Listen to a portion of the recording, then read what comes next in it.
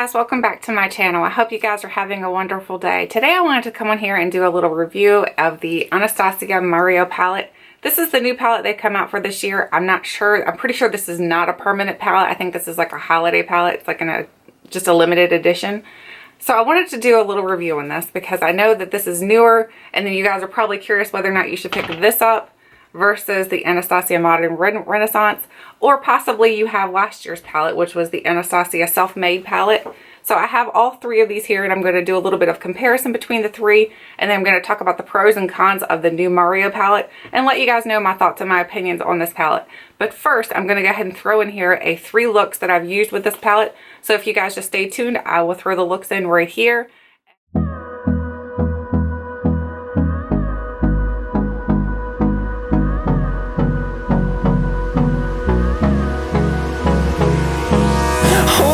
Close till I get up.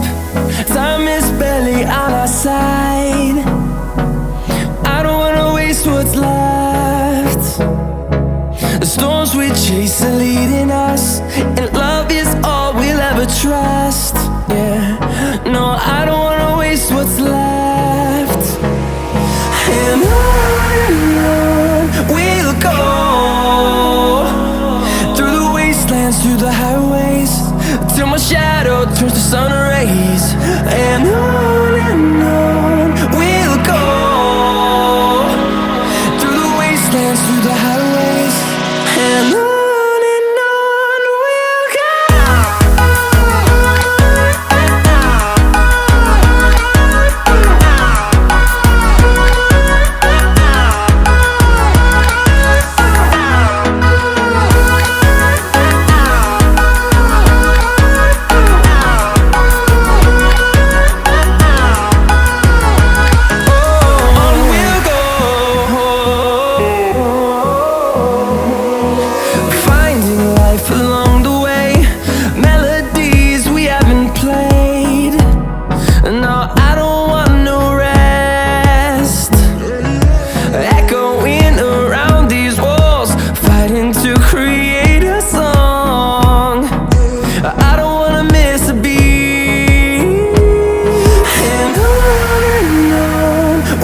go. Through the highways, till my shadow turns to sun rays. And on we'll go, through the wastelands, through the highways, and on we'll go.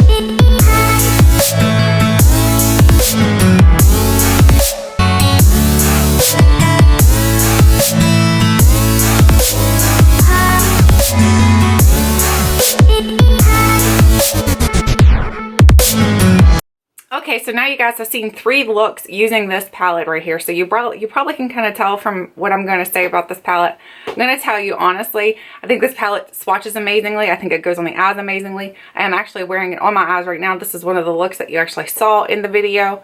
I like the palette. I'm not in love with the palette, to be honest with you.